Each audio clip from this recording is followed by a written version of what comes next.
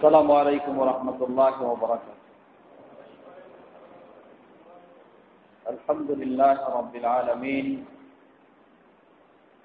والصلاة والسلام على عبد الله ورسوله نبينا محمد وعلى آله وصحبه ومن تبعهم بإحسان إلى يوم الدين، أما بعد.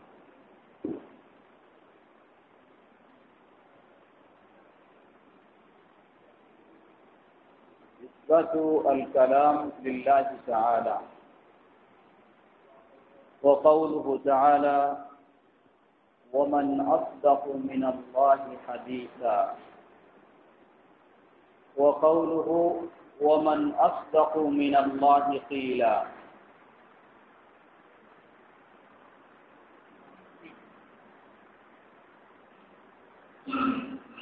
العقيدة الواسطية ধারাবাহিক দর্শে আমরা আজকে যে বিষয়টি শুরু করব, ইমাম ইবনে তাইমিয়া রাহিমাহুল্লাহ আল্লাহ সুবহানাহু ওয়া তাআলা তার কোরআনে তার গুণাবলীগুলিকে কিভাবে তিনি বর্ণনা দিয়েছেন, পর্যায়ক্রমে ইমাম ইবনে তাইমিয়া রাহিমাহুল্লাহ দলিল সহকারে সেই বিষয়গুলি উপস্থাপন করেছেন। আল্লাহ সুবহানাহু ওয়া তাআলার সিফাত বা গুণাবলীর অন্যতম একটি সিফাত হলো আল কালাম, কথা বলা।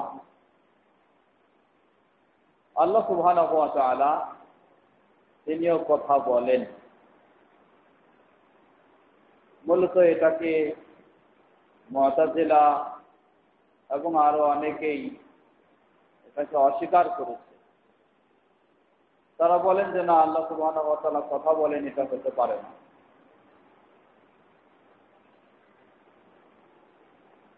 কারণ কেউ কথা বলতে গেলে তার প্রয়োজন কিসের প্রয়োজন? মুখের প্রয়োজন। কথা বলতে গেলে প্রয়োজন হলো মুখের। আর মুখ কারো জন্য সাব্যস্ত করতে হলে তার জন্য সাব্যস্ত করতে হবে বডি। বডি ছাড়া চেহারা বা মুখ হইতে পারে না, আর মুখ ছাড়া কথা বলতে পারে না। তা আল্লাহ সুবহানাহু ওয়া তাআলার জন্য যদি কথা বলা এটাকে সাব্যস্ত করতে চাই, তিনি কথা বলেন এটা যদি মনে করতে চাই, তাহলে অবশ্যই আল্লাহ সুবহানাহু ওয়া তাআলার জন্য মুখ আছে বলে মেনে নিতে হবে।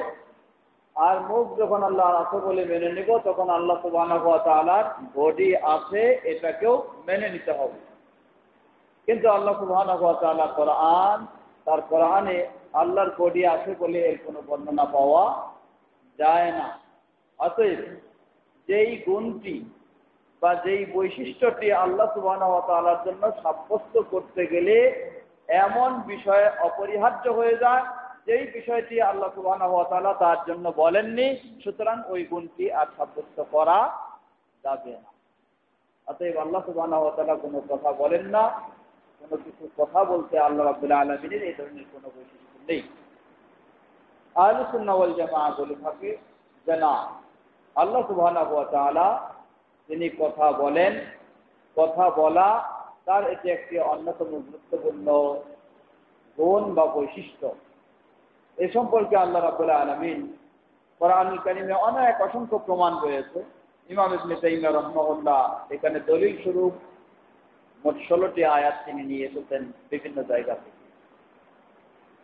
আল্লাহ রাব্বুল আলামিন বহুভাবে বলতেছেন। আল্লাহ বলেন, ওয়ামান আসদাকু মিনাল্লাহি হাদীসা, কথা বলায় আল্লাহ থেকে আর অধিক সত্যবাদী হতে পারে।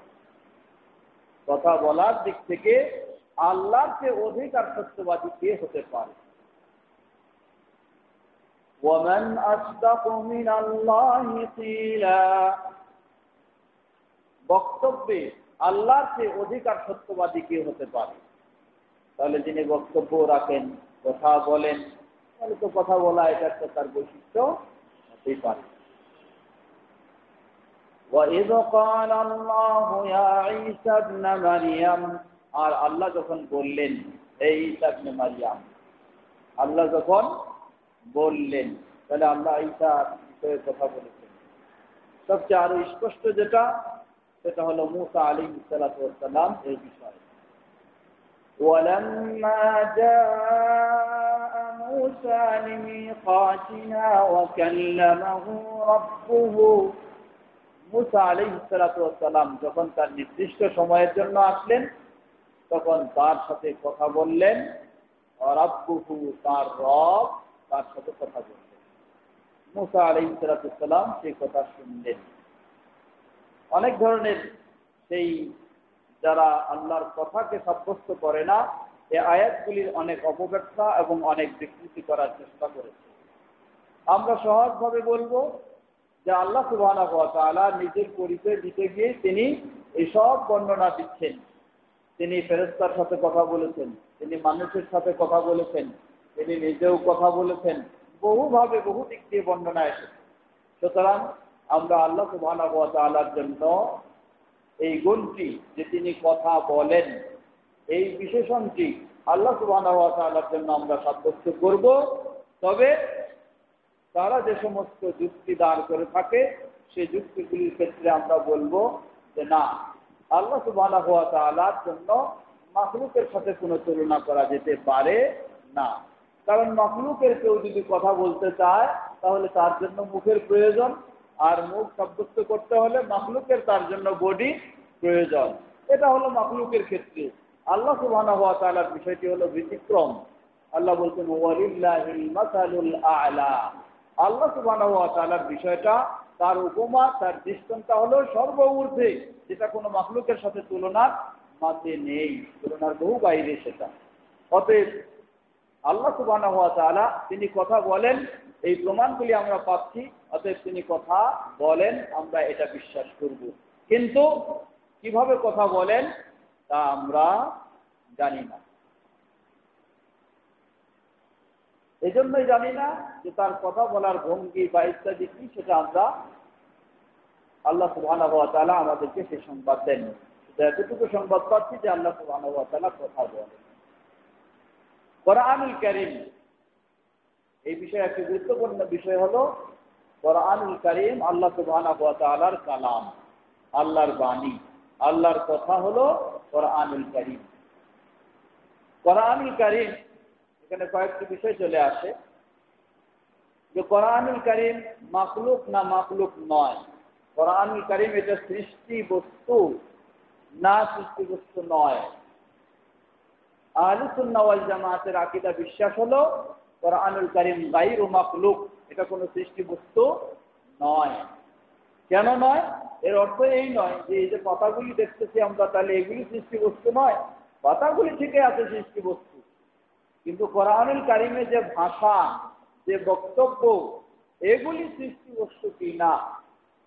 জবাব না, এগুলি নয়। কেন? এগুলি হচ্ছে আল্লাহ সুবহানাহু ওয়া তাআলার বাণী।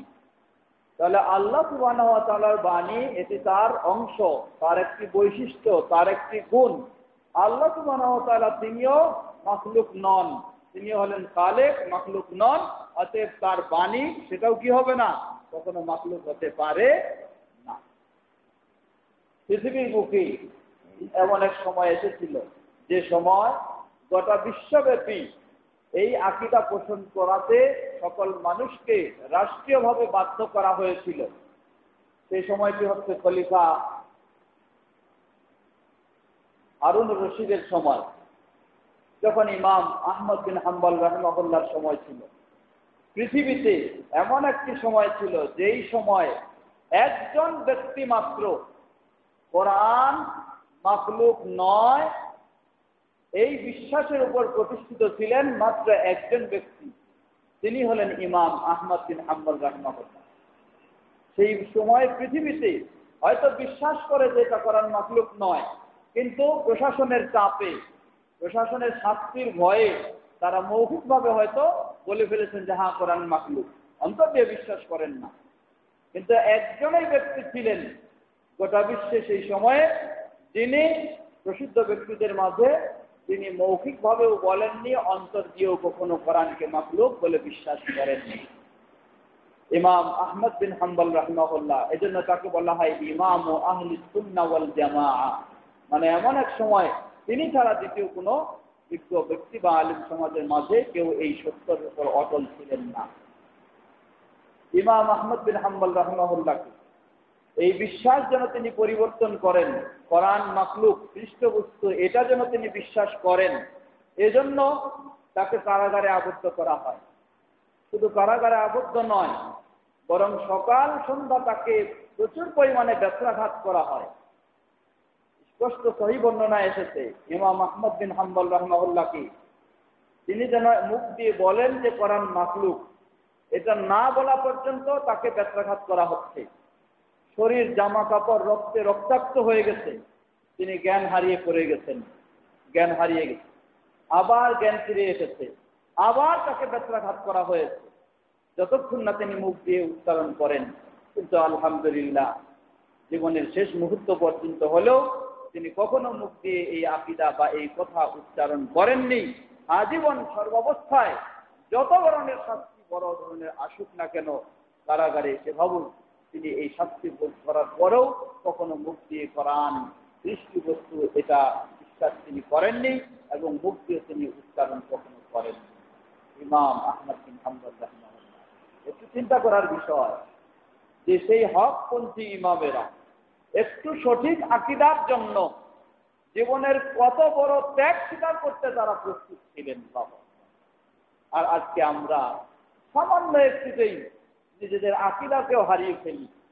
এই মুসলিম সমাজ দুর্বল হয়ে গেছে এতই, খ্রিস্টানের কাছে পরাজয় বরণ করে অর্থের প্রলোভনে হয়তো কেউ খ্রিস্টানও হয়ে যাচ্ছে, ইসলামকে বাদ দিয়ে ফেলছে। কোনো আরো কিছু বিভিন্ন রকমের ছলনায় পড়ে কেউ হয়তো কাদিয়ানীদের আকীদা বিশ্বাসও গ্রহণ করে ফেলছে। আরো কত ধরনের আমরা বিভিন্ন রকমের আমাদের ঈমান ও আকীদাকে খুব সহজেই যেন হারিয়ে ফেলছি।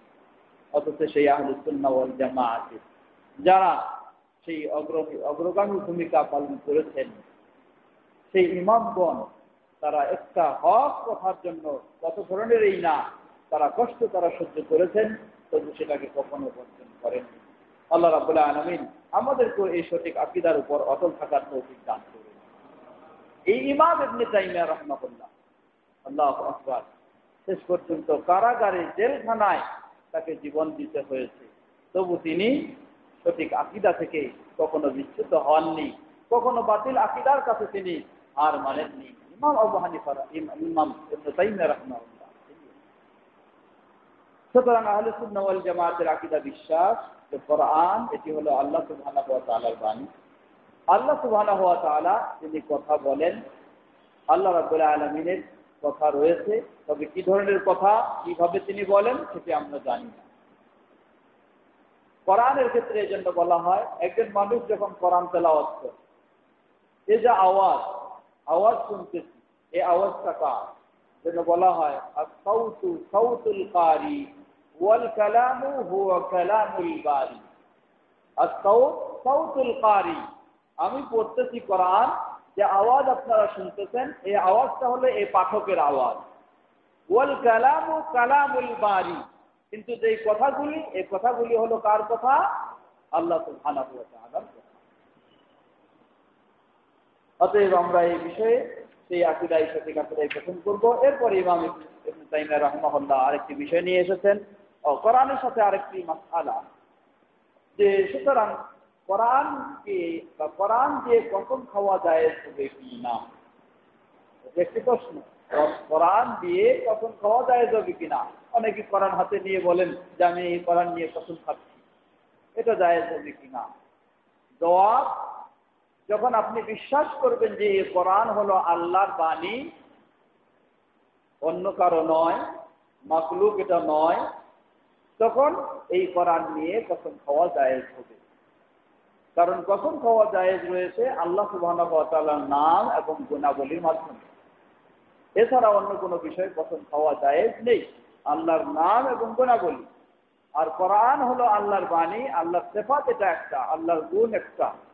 অতএব এই দৃষ্টিকোণ থেকে যার এই বিশ্বাস রয়েছে তিনি কোরআন দিয়ে যদি কসম খেয়ে থাকেন অসুবিধা নেই, খেতে পারেন। আল্লাহু তাআলা।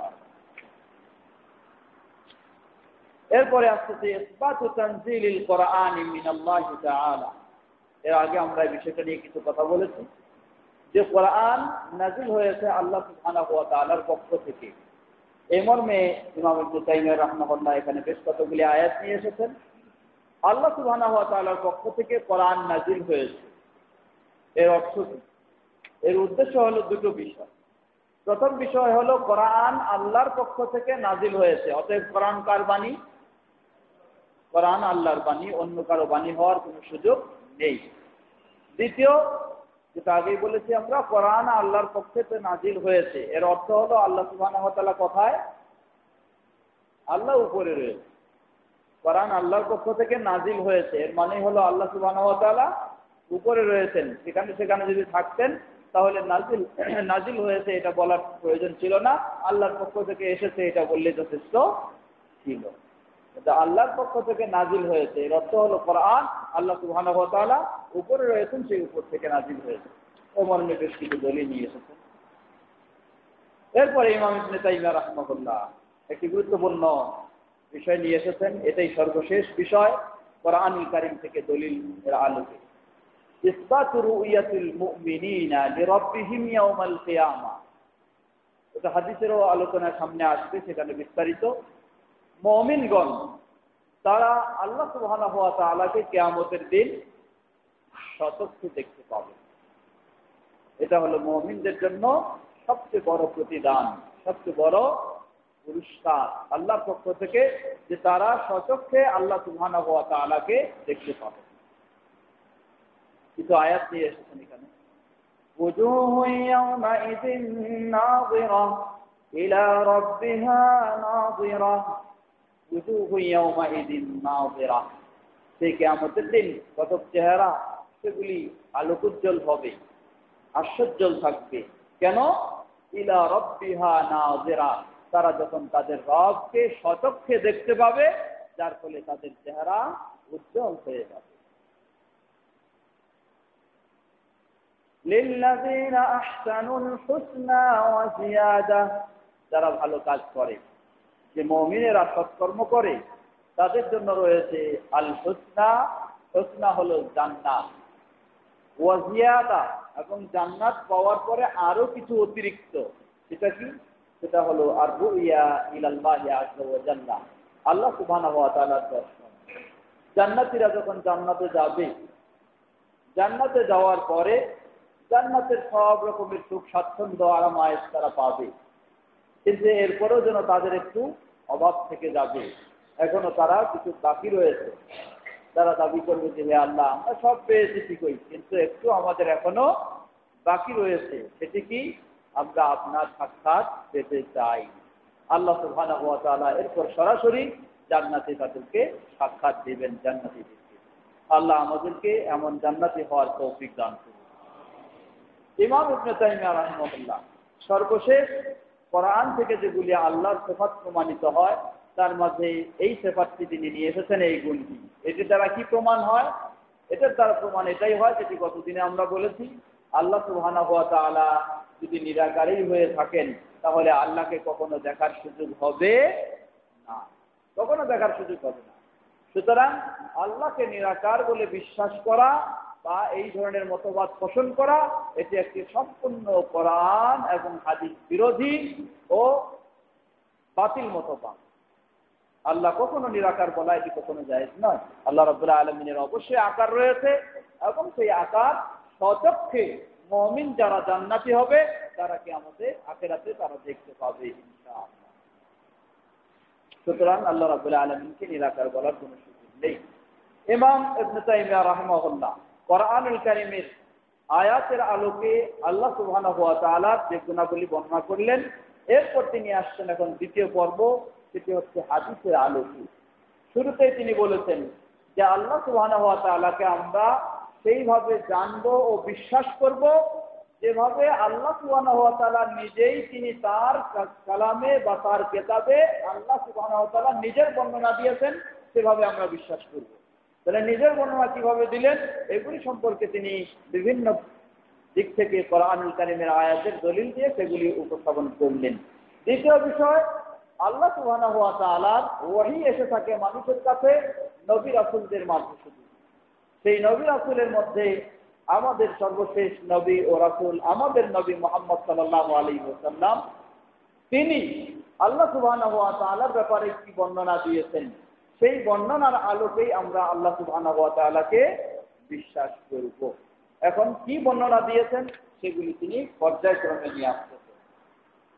তিনি বলছেন, সুম্মা ফি সুন্নতি রাসূলিল্লাহি সাল্লাল্লাহু আলাইহি ওয়াসাল্লাম ফাসুন্নাহ তুফাসসিরুল কুরআন ওয়া তুবায়্যিনুহু ওয়া তাদুল্লু আলাইহি ওয়া তুআব্বিরু আনহু। প্রথমে তিনি সুন্নাহ এবং কোরআনের কি সম্পর্ক রয়েছে এই সম্পর্কে কথা বলছেন। বললেন যে কোরআন এবং সুন্নাহ, কোরআন তো বিষয়টা আমরা বুঝলাম আল্লাহর বাণী, আর সুন্নাহ এটা রাসূল সাল্লাল্লাহু আলাইহি ওয়াসাল্লাম থেকে আসলেও কোরআনকে বিস্তারিত ব্যাখ্যা দানকারী হলো হাদিস। কোরআনকে বিস্তারিত রূপে ব্যাখ্যা দানকারী হচ্ছে রাসূল সাল্লাল্লাহু আলাইহি ওয়াসাল্লামের হাদিস। কোরআনকে বিশদভাবে আলোচনাকারী হচ্ছে রাসূল সাল্লাল্লাহু আলাইহি ওয়াসাল্লামের হাদিস। কোরআনের বিষয়গুলি স্পষ্টভাবে তুলে ধরাই হচ্ছে রাসূল সাল্লাল্লাহু আলাইহি ওয়াসাল্লামের হাদিস, এবং কোরআনের যে বিষয়টি অস্পষ্ট মনে হচ্ছে, স্পষ্ট নয়, এটাকেই স্পষ্ট করে তুলে ধরেছে রাসূল সাল্লাল্লাহু আলাইহি ওয়াসাল্লাম এর হাদিস। সুতরাং কোরআনের সাথে হাদিসের সম্পর্ক একেবারে অঙ্গাঙ্গিভাবে জড়িত। কেউ যদি বলে আমি শুধু কোরআন দিয়ে ইসলাম মেনে চলবো, জবাব, তার পক্ষে কখনোই ইসলাম মানা সম্ভব হবে না। কারণ আল্লাহ রাসূল সাল্লাল্লাহু আলাইহি ওয়াসাল্লাম বলেন, উতিতু আল কুরআনা ওয়া আল কিতাবা ওয়া মিসলাহু মাআহু। ইসলামের বিষয় হিসাবে আমাকে দেওয়া হয়েছে কিতাব কোরআন এবং তার সাথে অনুরূপ আরো কিছু বিষয়, সেগুলি হচ্ছে কি হাদিস, সেগুলি হচ্ছে হাদিস। সুতরাং কোরআন এবং হাদিস দিয়েই হলো পরিপূর্ণ ইসলাম। যদি একটাকে বাদ দেওয়া হয় ইসলাম অপরিপূর্ণ থাকবে, কখনো পূর্ণভাবে ইসলামকে মানা সম্ভব হবে না। আজকে মুসলিম সমাজে বর্তমান বিভিন্ন শ্রেণীর মানুষ রয়েছে। এক শ্রেণীর মানুষ রয়েছে যারা নিজেদেরকে কোরআনী বলে পরিচয় দেয়, নিজেদেরকে পরিচয় দেয় কোরআনী। কোরআনী মানে এরা শুধু কোরআন দিয়ে ইসলাম মানতে চায়, হাদিস তারা গ্রহণ করতে চায় না। তাদের কিছু অযৌক্তিক কথা রয়েছে। তারা বলে যে কোরআন আল্লাহ সুবহানাহু ওয়া তাআলার পক্ষ থেকে এসেছে, এটা নির্ভরযোগ্য, সবাই জানে। অতএব আল্লাহ যেহেতু এটা সংরক্ষণের দায়িত্ব নিয়েছেন, যতদিন পৃথিবীতে থাকবে এর মাঝে কোনো ভুল ত্রুটি স্থানের সুযোগ নেই। কিন্তু হাদিস এটা আল্লাহ রাসূল সাল্লাল্লাহু আলাইহি ওয়াসাল্লাম বলেছেন। আজকে 1400 বছর হয়ে গেছে, বহু রকমের বিভিন্ন বিষয় অতিক্রম করেছে। এমত অবস্থায় এই হাদিসকে নির্ভেজাল ও নির্ভুল হিসাবে আমরা পাবো, এটা খুব কঠিন বিষয়।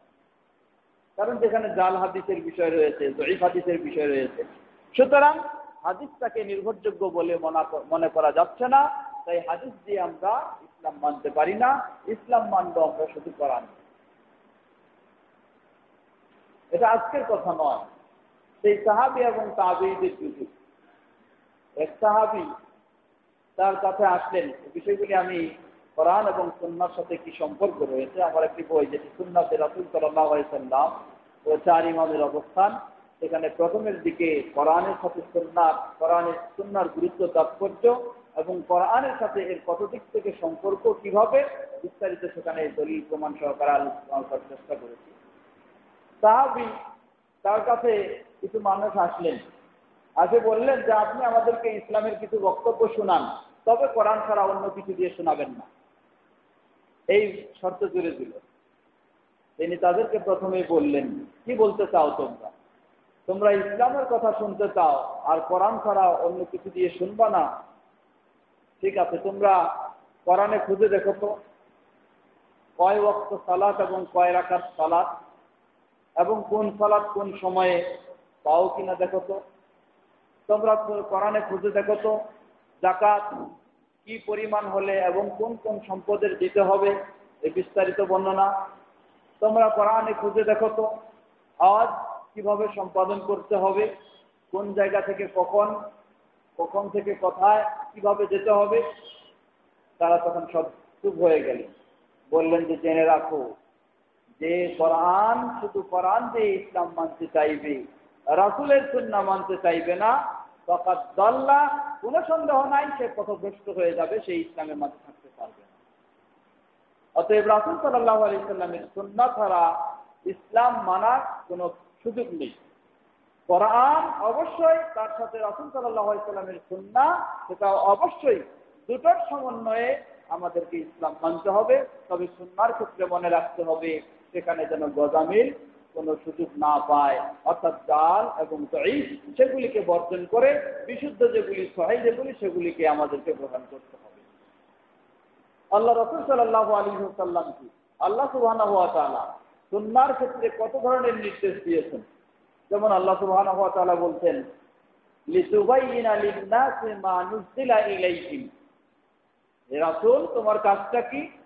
লিতুবাইয়িনা লিন-নাস মা নুযিলা ইলাইহিম, তাদের কাছে আল্লাহর পক্ষ থেকে সরাসরি যেটা নাজিল হয়েছে কোরআন, এই কোরআন তুমি তাদের কাছে বর্ণনা করে দিবে, ব্যাখ্যা দিয়ে দিবে, বিশদভাবে বুঝিয়ে দিবে কি তাদের কাছে নাজিল হলো।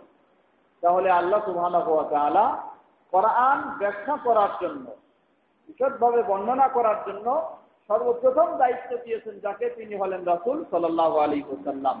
আর রাসূল সাল্লাল্লাহু আলাইহি ওয়াসাল্লাম যেগুলি বর্ণনা দিয়েছেন ইসলামের কোরআনের আলোকে, সেগুলি হচ্ছে কোরআনের ব্যাখ্যা, সেগুলি হচ্ছে রাসূল সাল্লাল্লাহু আলাইহি ওয়াসাল্লামের সুন্নাহ, সহিহ সূত্রে যেগুলি প্রমাণিত, সেগুলি অবশ্যই প্রতিটি মুমিন মুসলিমের মেনে নিতে হবে। তাহলে আমরা বলছিলাম মুসলিম সমাজে বর্তমানে এক শ্রেণী বলতেছে যে শুধু কোরআন মানব, আমরা হাদিস মানব না। এই শ্রেণী মূলত কয়েক শ্রেণী এর মাঝে চক্রান্ত। এর মধ্যে হলো খ্রিস্টান সমাজ। খ্রিস্টানদের এটা একটা চক্রান্ত, কারণ খ্রিস্টানেরা প্রাথমিক পর্যায়ে হাদিস নিষেধ করাচ্ছে এজন্য, যখনই কেউ শুধু কোরআন দেখবে যে কোরআনের মধ্যে অসংখ্য জায়গায় ঈসা আলাইহিস সালামের আলোচনা এসেছে। এই ঈসা আলাইহিস সালামের আলোচনাগুলি, বর্ণনাগুলি যখন কেউ হাদিসের সাথে মিলাতে চাইবে, তখন বিভ্রান্ত থেকে সে মুক্ত হতে পারবে। আর হাদিসের সাথে যদি এগুলিকে না মিলায়, তখনই সে খ্রিস্টানদের পথে অগ্রসর হওয়ার চেষ্টা করবে। এই সুযোগে খ্রিস্টানদের একটা অপকৌশল হলো যে শুধু কোরআন মানি, হাদিস মানি না। এটা হলো খ্রিস্টানদের একটা। দ্বিতীয় শ্রেণী হলো কাদিয়ানি যারা। এই কাদিয়ানিরাও এই ধরনের কিছু অপকৌশলে হাদিসকে অস্বীকার করায়, শুধু কোরআনের উপর নির্ভরশীল করে তারাও এই ধরনের একটা সুযোগ নিতে চেষ্টা করে। আর এছাড়া আরো বিভিন্ন শ্রেণী তো আছে। এগুলো এক শ্রেণী, তারা বলে শুধু কোরআন মানবো, হাদিস মানবো না।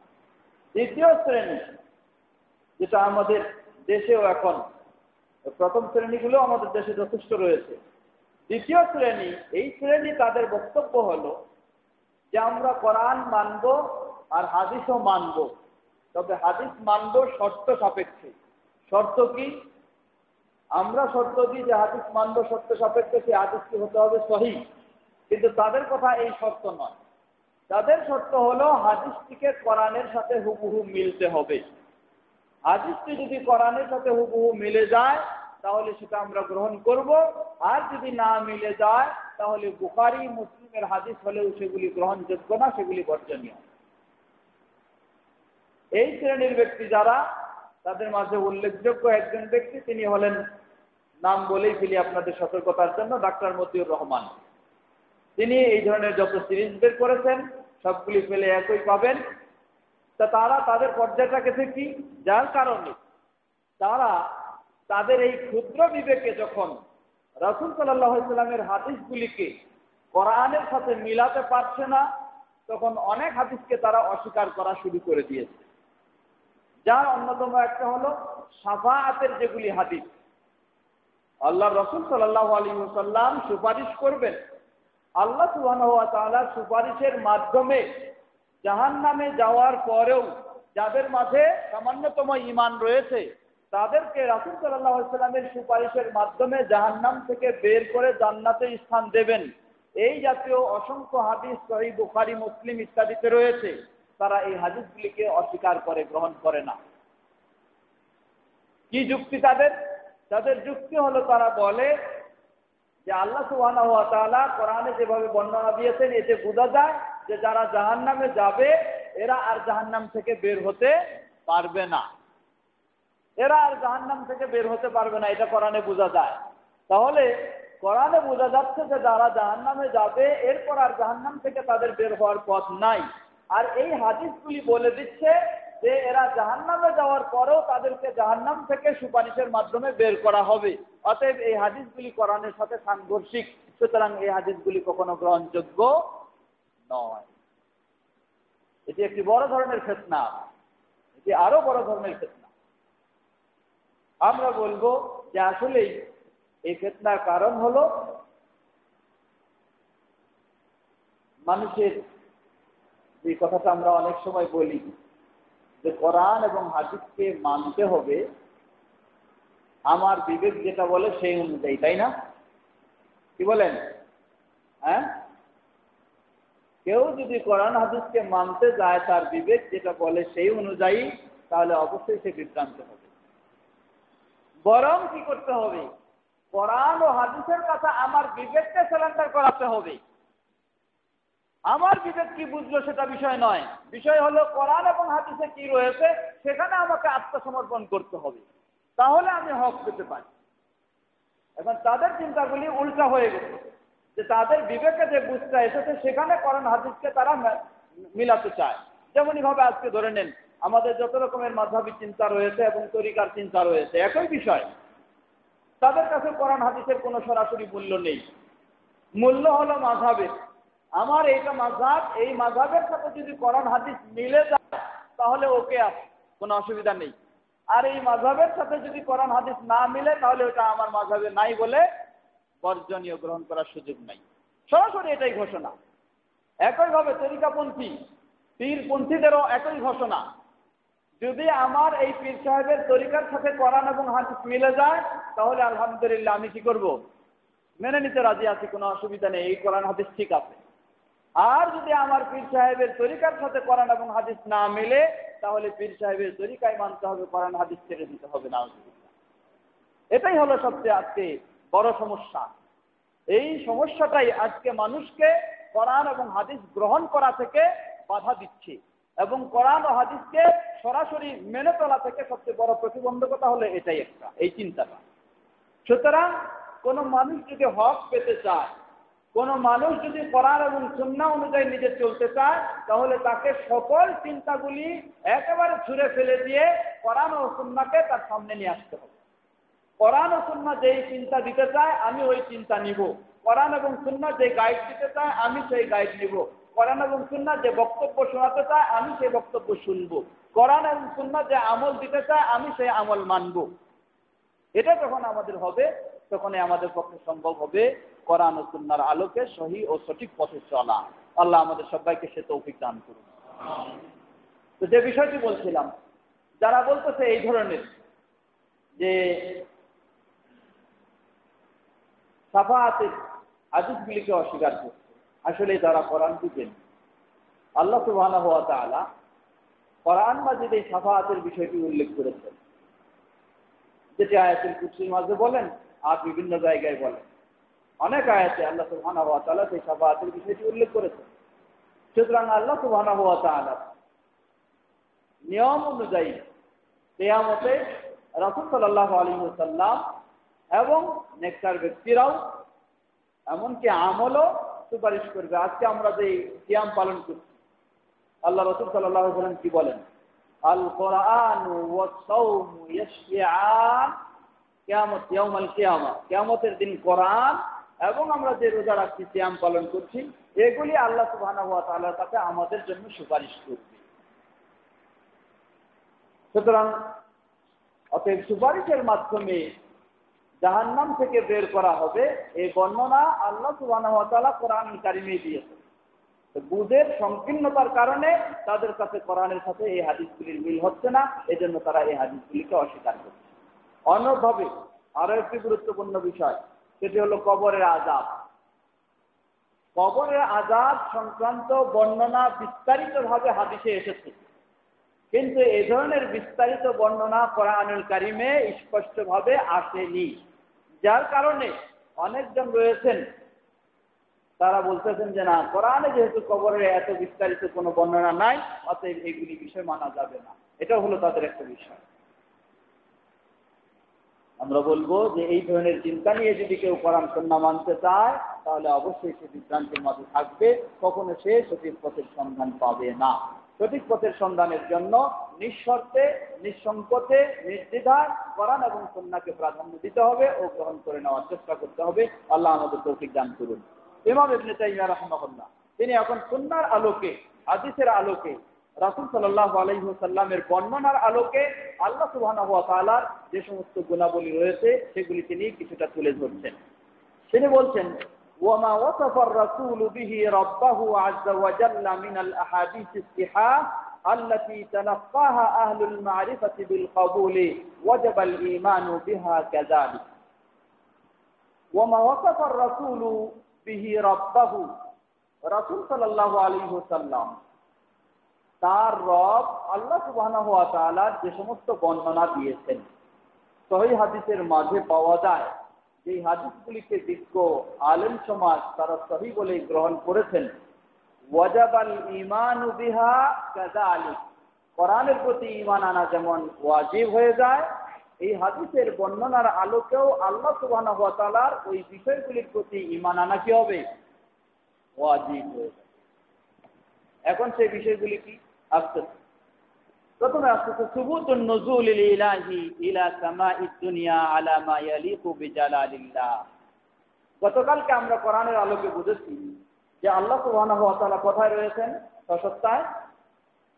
আল্লাহ সুবহানাহু ওয়া তাআলা সসত্তায় রয়েছেন আরশের উপরে। এটা আমরা কোরআনের আলোকে জানলাম এবং বিশ্বাস করলাম। এবং আরো আমরা জেনেছি যে আল্লাহ সুবহানাহু ওয়া তাআলা মাখলুকের সাথে রয়েছেন কিভাবে? তার শ্রবণ, দর্শন এবং ক্ষমতা ও জ্ঞান এগুলির দিক থেকে মাখলুকের সাথে রয়েছেন। সসত্তায় তিনি রয়েছেন আরশের উপরে। এখানে একটি প্রমাণ হচ্ছে বিষয় যে সহিহ হাদিসের আলোকে প্রমাণ হচ্ছে আল্লাহ সুবহানাহু ওয়া তাআলা পৃথিবীর আসমান, মানে নিচের দিক থেকে প্রথম যেটা, এই পৃথিবীর আসমানে আল্লাহ সুবহানাহু ওয়া তাআলা অবতরণ করেন। আল্লাহ নাজিল হন, মানে আল্লাহ অবতরণ করেন। এটা সহিহ হাদিসে প্রমাণিত। এখন ওই শ্রেণীর কাছে কি দাঁড়াবে? তারা বলবে যে আল্লাহ সুবহানাহু ওয়া তাআলা নিজেই বললেন তিনি আরশের উপরে রয়েছেন, আর হাদিসে আসছে যে আল্লাহ সুবহানাহু ওয়া তাআলা পৃথিবীর আসমানে অবতরণ করেন। তাহলে ওই কোরআনের সাথে এই হাদিসের সম্পর্ক আছে না সংঘর্ষ আছে? সংঘর্ষ আছে। কারণ এই হাদিস দিয়ে বোঝা যাচ্ছে যে আল্লাহ সুবহানাহু ওয়া তাআলা পৃথিবীর আসমানে অবতরণ করেন, ওই সময় অবশ্যই কি করেন না? আরশের উপরে থাকেন না। অতএব এই হাদিস কি হবে না? তাহলে তাদের কাছে তাদের চিন্তা অনুযায়ী এই হাদিসও গ্রহণযোগ্য হবে না। আমরা বলবো যেহেতু আল্লাহ রাসূল সাল্লাল্লাহু আলাইহি সাল্লাম বলেছেন বলে নিশ্চিত প্রমাণিত হয়েছে বিশুদ্ধভাবে, অতএব এটাকে কোনো অস্বীকার করার সুযোগ নাই। তাহলে এখন আমরা হাদিস কি? হাদিস হচ্ছে এই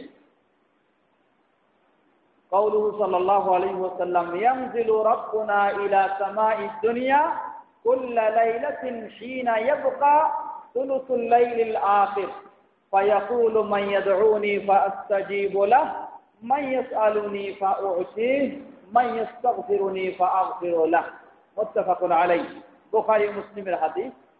তিনি বলছেন, রাসূল সাল্লাল্লাহু আলাইহি ওয়াসাল্লাম বলছেন যে আল্লাহ সুবহানাহু ওয়া তাআলা আমাদের রব, তিনি পৃথিবীর আসমানে অবতরণ করেন। কখন? কুল্লা লাইলাতিন হিনা ইয়াবকা সুলুসুল লাইলিল আখির, প্রতি রাত্রিতে, শবে বরাতের রাত্রি শুধু নয়, প্রতি রাত্রিতে। বছরে যদি 365 রাত হয়ে থাকে তাহলে প্রতি রাত্রিতে আল্লাহ সুবহানাহু ওয়া তাআলা অবতরণ করেন পৃথিবীর আসমানে। কখন? হিনা ইয়াবকা সুলুসুল লাইলিল আখির, যখন রাত্রির 1/3 বাকি থাকে। এখন রাত্রির 1/3 কখন? বর্তমান আমাদের সময় অনুযায়ী আমাদের দেশে বলতে পারি রাত 1টা থেকে 4টা, পাড়ায় রাত 1টা থেকে 4টা, এই সময়টা হলো রাত্রির শেষ তৃতীয়াংশ। এই সময়টাতে আল্লাহ সুবহানাহু ওয়া তাআলা পৃথিবীর আসমানে অবতরণ করেন এবং তিনি বান্দাদের মাঝে ঘোষণা দেন, কে আছো আমার কাছে দোয়া করবে, আমি তার দোয়া কবুল করব। কে আছো আমার কাছে কিছু চাইবে, আমি তাকে দেব। কে আছো আমার কাছে ক্ষমা চাইবে, আমি তাকে ক্ষমা করব। মুত্তাফাকুন আলাইহি, বুখারী এবং মুসলিমের হাদিস। এখানে এই হাদিস নিয়ে কয়েকটা কথা বলবো আমরা। প্রথম কথা হলো, এই হাদিস থেকে প্রমাণিত হচ্ছে আল্লাহ সুবহানাহু ওয়া তাআলা এই সময়ে রাত্রির শেষ তৃতীয়াংশে তিনি পৃথিবীর আসমানে অবতরণ করেন। এটা হাদিস থেকে প্রমাণিত হচ্ছে। তাহলে আমরা আগেই বলেছি যে আল্লাহ সুবহানাহু ওয়া তাআলা অবতরণ করেন, এটা আমরা এই হাদিস থেকে জানলাম, হাদিস থেকে এটা বুঝলাম। তাহলে বোঝার সাথে সাথে আমাদেরকে এটা ভালো করে জেনে নিতে হবে। এরপরে আমরা বলবো ওয়াল কাইফু মাজহুলুন। আল্লাহ সুবহানাহু ওয়া তাআলা যদি তিনি আরশের উপরেই থাকেন, আবার তিনি প্রথম আসমানে কিভাবে অবতরণ করেন, এই প্রশ্ন যদি এসে যায়, এই প্রশ্নের জবাব হলো ওয়াল কাইফু মাজহুলুন। কিভাবে, এটা আমরা জানি না। কিভাবে, এটা আমরা জানি না। কারণ আল্লাহ সুবহানাহু ওয়া তাআলার পক্ষ থেকে আমরা খবর পেয়েছি এতটুকু যে তিনি অবতরণ করেন, কিন্তু কিভাবে অবতরণ করেন, লিফটের মাধ্যমে না সিঁড়ির মাধ্যমে না মানুষের মতো না আরো ভিন্ন মতো, সেই খবর আমরা জানি না। অতএব এই ক্ষেত্রে কিভাবে, এই প্রশ্ন আমরা রাখতে পারবো না। শুধু এতটুকু জানলাম যে আল্লাহ সুবহানাহু ওয়া তাআলা অবতরণ করেন, কিন্তু কিভাবে তা জানি না। দ্বিতীয় বিষয় হলো ওয়াল ঈমানু বিহি ওয়াজিবুন। এটার প্রতি ঈমান আনা হলো ওয়াজিব, অবশ্যই ঈমান আনতে হবে। কেন? যেহেতু এটা বিশুদ্ধভাবে প্রমাণিত হয়েছে হাদিসে, এটাকে অস্বীকার করার কোনো সুযোগ নাই। চতুর্থ, ওয়াসওয়ালু আনহু বিদআতুন। এই বিষয়ে বেশি প্রশ্ন করাটা কি বিদআত, বা বেশি প্রশ্ন করলেই আমাদের অন্য লাইনে চলে যেতে হবে, পদস্খলন ঘটে যেতে পারে। এখানে আরেকটা বিষয়, গত দিনগুলিতে আমরা যে বিষয়টি আলোচনা করেছি, যে মানুষ, আমরা সবসময় খেয়াল রাখবো যে আল্লাহ সুবহানাহু ওয়া তাআলার যেই গুণগুলি প্রমাণিত হচ্ছে, তার যেই কাজগুলি প্রমাণিত হচ্ছে, কখনো আমরা মানুষের সাথে সেগুলিকে তুলনা করার চেষ্টা করব না, কখনো মনে করতে পারবো না। যখন এই চিন্তাটা আমাদের কাছে রাখবো, তখনই আল্লাহর এই বিষয়গুলিকে সহজে মেনে নিতে পারবো। আর যদি আমাদের কাছে চিন্তা এসে যায় যেগুলি মানুষের সাথে মিলাতে চাই শুধু, তাহলে কখনো আল্লাহর জিনিসগুলিকে সহজে মেনে নিতে পারবো না। কারণ একজন মানুষের পক্ষে উপরে, একজন মানুষের পক্ষে ষষ্ঠ তলায় তিনি আছেন, তার পক্ষে ওখানেও থাকবেন, আবার তিনি প্রথম তলায় অবতরণ করবেন, এটা তার পক্ষে, মানুষের পক্ষে সম্ভব নয়। এটা মানুষের পক্ষে সম্ভব নয়। এই জন্য আমরা আল্লাহর পক্ষে সম্ভব নয় এটা যদি চিন্তা করি, তাহলে 100% কি হবে? ভুল হবে, কখনো ঠিক নয়। কারণ আল্লাহ বলছেন লাইসা কামিসলিহি শাই। আল্লাহ সুবহানাহু ওয়া তাআলার অনুরূপ মাখলুকের মাঝে কোনো কিছু নেই। অতএব মাখলুকের বিষয়টা আল্লাহর সাথে তুলনা হতে পারে না। আল্লাহর বিষয়টাকে ভিন্নভাবে আপনাকে দেখতে হবে, ভিন্নভাবে আপনাকে মনে করতে হবে, তাহলে সম্ভব হবে আপনার আল্লাহর বিষয়গুলিকে সহজে মেনে নেওয়া। তাহলে এই হাদিস থেকে আমরা পেলাম একটি, আল্লাহ সুবহানাহু ওয়া তাআলার একটি, যে তিনি প্রতি রাত্রিতে শেষ তৃতীয়াংশের সময় আসমানে অবতরণ করেন, প্রথম আসমানে। এই হাদিস থেকে একটি প্রাসঙ্গিক আলোচনা,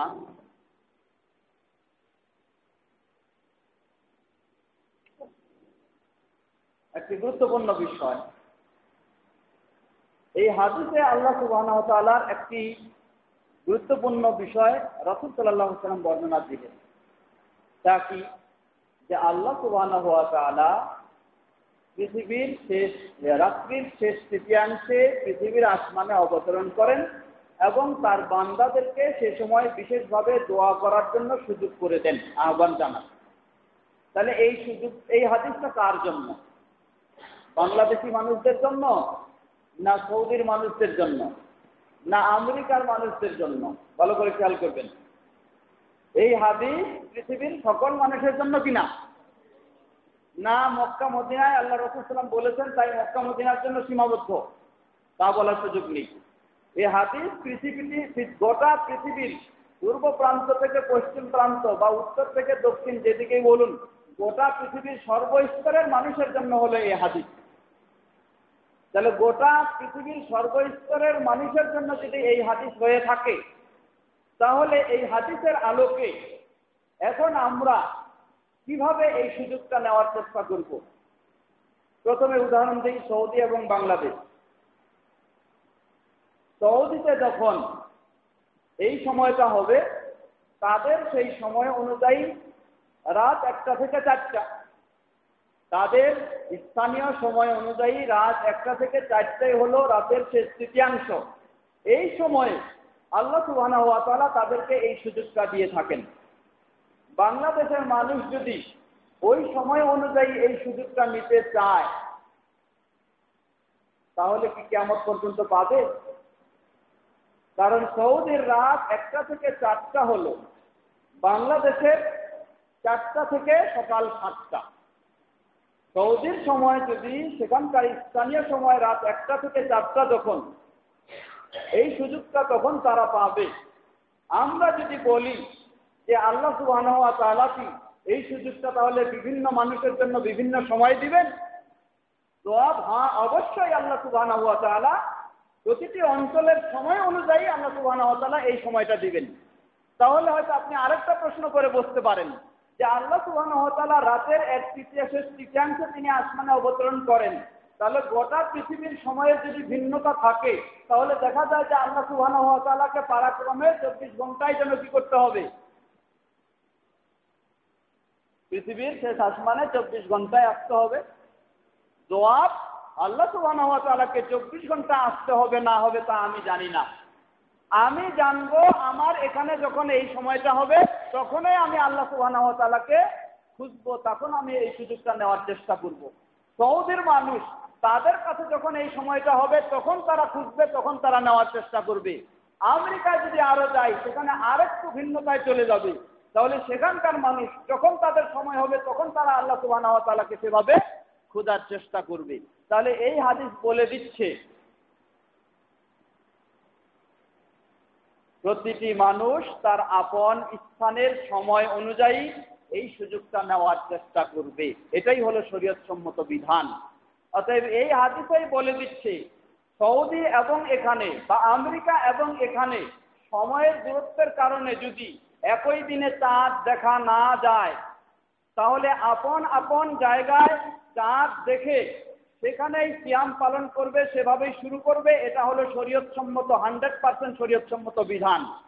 অতএব এই বিধানের আলোকে বাংলাদেশে আপনি যখন শুরু করবেন, সেখানের সময় অনুযায়ী হিসাব করে যখন লাইলাতুল কদরের রাত আসবে, আপনি সেদিনই লাইলাতুল কদর অনুসন্ধান করার চেষ্টা করবেন। এমন বলার সুযোগ নেই যে সৌদিতে একদিন আগে লাইলাতুল কদর খুঁজে আর আমরা একদিন পরে লাইলাতুল কদর খুঁজবো, তা কিভাবে হবে? এটি অযৌক্তিক কথা এবং কোরআন সুন্নাহ বিরোধী কথা। বরং কোরআন সুন্নাহর আলোকে আমরা বলবো, এই হাদিস যেমন বলে দিচ্ছে যে এই সুযোগটি, এই সময়টুকু সৌদির সময় অনুযায়ী তারা অনুসন্ধান করবে, আমাদের সময়ের দিকে তারা দেখে থাকলে কিয়ামত পর্যন্ত পাবে না। আর আমরা কি করব? আমাদের সময় অনুযায়ী আল্লাহর কাছে সেটাই অনুসন্ধান করব। তাদের সময় অনুযায়ী দেখে থাকলে আমরাও কিয়ামত পর্যন্ত পাবো না। এই হাদিসে বলে দিচ্ছে শরীয়তসম্মত নিয়ম, যেহেতু এক অঞ্চল থেকে আরেক অঞ্চলের দূরত্বের কারণে একই দিনে যদি চাঁদ না দেখা যায়, তাহলে আপন আপন জায়গায় চাঁদ দেখে সেভাবেই তারা সিয়াম পালন করবে। আর যখন সেভাবে সিয়াম পালন করা সেটি শরীয়তসম্মত বিধান হয়, তাহলে সেই অনুযায়ী তাদের কাছে যখন কদরের রাত আসবে, সেই রাতটি তারা যাপন করবে। অন্য জায়গায় সেটি 20-এর রাত হোক, আর অন্য জায়গায় সেটি 22-এর রাত হোক, আর অন্য জায়গায় সেটি 24-এর রাত হোক, সেটি কোনো দেখার বিষয় নয়। আল্লাহ সুবহানাহু ওয়া তাআলা সেভাবেই ইনশাআল্লাহ তার বান্দাদেরকে সুযোগ দিবেন, যেমন এই সময়টি সুযোগ দিয়ে থাকেন। আল্লাহ আমাদের সবাইকে সেই আলোকে বিষয়গুলি ভালোভাবে উপলব্ধি করে বোঝার তৌফিক দান করুন। এরপরে নিয়ে আসছেন ইসবাতু আন্নাল্লাহা ইয়াফরাহু ওয়া ইয়াদহাক। হাদিসের আলোকে আরেকটি বিষয় সাব্যস্ত হচ্ছে যে আল্লাহ সুবহানাহু ওয়া তাআলা খুশি হন। ফারহান মানে খুশি হওয়া, ওয়া ইয়াদহাক আল্লাহ সুবহানাহু ওয়া তাআলা হাসেন। হাসা, যার ভাষা একটা তার বৈশিষ্ট্য গুণ, খুশি হওয়া তার একটা গুণ। যেমন আমরা আয়াতের আগে আলোকে অনেকগুলি পেয়েছি, এগুলি এখন হাদিসের আলোকে আসছে। আল্লাহ রাসূল সাল্লাল্লাহু আলাইহি ওয়াসাল্লাম বলেন, বুখারী মুসলিমের হাদিস, লিল্লাহি আশাদ্দু ফারহান বিতাওবাতি আবদিহি মিন আহাদিকুম বিরাহিলাতিহি। একজন বান্দা, কোন মানুষ, সে তার বাহন নিয়ে বহু দূর দেশে সফর করেছে। এখন এই বহু দূর দেশে সফর করায় বিশাল মরুভূমি, কোনো ঘর বাড়ি কিছু নেই। এই মরুভূমিতে সাথে যে পানিটুকু রয়েছে এটাই হলো তার পান করার, যা খাদ্য রয়েছে এটাই তার সম্বল, আর কিছু নেই। আর তার একটা বাহন উট আছে, এছাড়া আর কিছুই নেই। এখন বেচারা অনেক পথ অতিক্রম করেছে, ক্লান্ত হয়ে গেছে, একটু নামিয়ে একটু বিশ্রাম নিব এক গাছের ছায়া তলে। এই বিশ্রাম নিতে গিয়েই ক্লান্ত হয়ে গেছে, ঘুম এসে গেছে। হঠাৎ দেখলো যে তার যে উট ছিল সেই উট তার পানি খাবার সবকিছু সহ উঠ হারায় গেছে। না কোন জগতে উঠ চলে গেছে চোখ দিয়েও দেখা যায় না, খুঁজেও পাওয়া যায় না। কত বড় বিপদে এই লোকটা হয়। এক হলো মুসাফির, কোনো একেবারে মরুভূমি, কোনো কিছু ব্যবস্থা নেই, পানি নেই, খাওয়া নেই, কোনো কিছু নেই, নিঃসঙ্গ একেবারে। এই অবস্থায় সে কত কঠিন বিপদে রয়েছে। এই কঠিন বিপদ মুহূর্তে বেচারা অনেক চিন্তা করলো, কোনো উপায় হচ্ছে না। কোন দিক দিয়ে যে সহজে পেয়ে যাবে এমনও কিছু নেই। চোখের দৃষ্টি যতদূর দেখা যায় সব মরুভূমি, নাই কোনো জায়গায় উত্তাপ দেখা যাচ্ছে না। কিন্তু বেচারা খুব ক্লান্ত, আরো ক্লান্ত হয়ে আবার সে কি করেছে, ঘুমিয়ে পড়েছে। ঘুমিয়ে যাওয়ার পরে হঠাৎ ঘুম থেকে জেগে উঠেই সাথে সাথে জাগার সাথে সাথে চোখ খুলে দেখতেছে তার সামনে তার সেই উট এবং তার খাদ্য পানি সবকিছু নিয়ে উপস্থিত। আলহামদুলিল্লাহ। এটা দেখেই এই ব্যক্তি তখন কি শুরু করলো, আল্লাহর এত প্রশংসা করছে, এইভাবে বলতে শুরু করলো, আনতা রাব্বি আনতা আবদি ওয়া আনা রাব্বুকা। মানে এত বেশি প্রশংসা আবেগে বলে ফেলতে শুরু করলো যে আপনি আমার বান্দা, আমি আপনার রব। তার বলা দরকার ছিল যে আপনি আমার রব, আমি আপনার বান্দা, আপনি আমাকে দিয়ে ফেলেছেন। কিন্তু এত আনন্দের কথা তার উল্টা হয়ে গেছে, বলছে আনতা আবদি ওয়া আনা রাব্বুকা, এইভাবে বলে, মানে এত খুশি।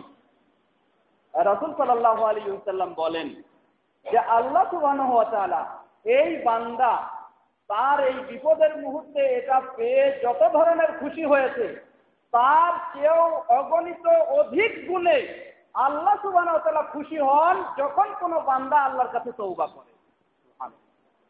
তার চেয়েও আরো অধিক গুণে আল্লাহ খুশি হন যখন কোনো বান্দা আল্লাহর কাছে তওবা করে।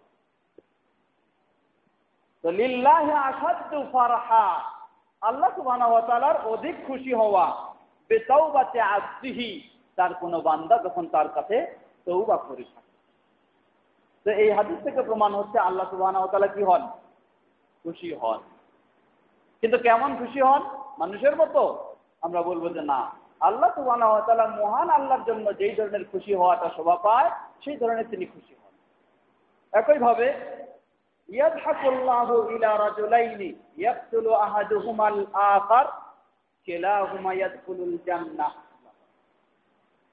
আল্লাহ সুবহানাহু ওয়া তাআলা খুব মানে তিনি হাসে ফেলেন, নিজেকে ধরে রাখতে পারেন না, হেসে ফেলেন। কোন কি দৃশ্য দেখে? ইলা রাজুলাইনি, দুইজন ব্যক্তির দৃশ্য দেখে আল্লাহ সুবহানাহু ওয়া তাআলা হেসে ফেলেন। ইয়াকতুলু আহাদুহুমা আল আখার কিলাহুমা ইয়াদখুলুল জান্নাহ, একজন আরেকজনকে হত্যা করেছে। তাহলে একজন বাদী, আরেকজন কি আসামি, কিন্তু কিলাহুমা ইয়াদখুলু আল জান্নাহ, দুইজনেই আবার জান্নাতে প্রবেশ করবে। এই দুইজনের দৃশ্য দেখে আল্লাহ সুবহানাহু ওয়া তাআলা তিনি খুশি। আরো এই ধরনের হাদিস রয়েছে। আল্লাহ সুবহানাহু ওয়া তাআলা যেমন সেই হাদিসটি সহিহ, আল্লাহ সুবহানাহু ওয়া তাআলা এই দৃশ্য দেখেও হাসেন। কোনটা? স্বামী স্ত্রী দুজনেই রাত্রে ঘুমিয়ে গেছে। সেই গভীর রাত যখন তাহাজ্জুদের সময় স্ত্রী বা স্বামী তিনি ঘুম থেকে জেগেছেন, স্ত্রী এখনো জাগেনি। স্বামী তার স্ত্রীকে জাগানোর জন্য, ইবাদত করার উদ্দেশ্যে জাগানোর জন্য তার চেহারায় পানি ছিটা দিয়ে তাকে জাগানোর চেষ্টা করতেছে অনুরূপভাবে। অথবা স্ত্রী জেগে গেছে, স্বামী এখনো জাগেনি, স্বামীকে জাগানোর জন্য পানি ছিটা দিয়ে তাকে জাগানোর চেষ্টা করছে। আল্লাহ সুবহানাহু ওয়া তাআলা এই দৃশ্য দেখে তিনি খুশি হয়, হাসেন। এই ধরনের আল্লাহ সুবহানাহু ওয়া তাআলার এই হাসা প্রমাণিত হয় তিনি হাসেন। সেই বাতিল সমাজ তারা এই বিষয়গুলি, ওই অযৌক্তিক প্রশ্ন নিয়ে আসে, তারা সেগুলিকে উড়িয়ে দেওয়ার চেষ্টা করেছে। বলে যে হাসা, বেশি হাসলে কি হয়, মানুষের মান কমে যায়, ভারত্ব কমে যায়। তো যেই কাজটার কারণে মানুষের ভারত্ব কমে যাওয়ার সম্ভাবনা রয়েছে, মান কমে যাওয়ার সম্ভাবনা রয়েছে, আল্লাহ সুবহানাহু ওয়া তাআলার জন্য এই গুণটা শোভা পায় না, হইতে পারে না। অতএব এগুলি আল্লাহর জন্য স্বীকার করা যাবে না। আমরা বলবো না, মানুষের সাথে আল্লাহ সুবহানাহু ওয়া তাআলার কোনো তুলনাই হতে পারে না। মানুষের সাথে আল্লাহ সুবহানাহু ওয়া তাআলার কোনো তুলনাই হতে পারে না, বরং আমরা সবসময় ভালো দিকটা নেওয়ার চেষ্টা করব। কারণ আল্লাহ বলছেন ওয়ালিল্লাহিল মাসালুল আ'লা, আল্লাহর জন্য দৃষ্টান্ত হলো সর্বোচ্চ উন্নত দৃষ্টান্ত।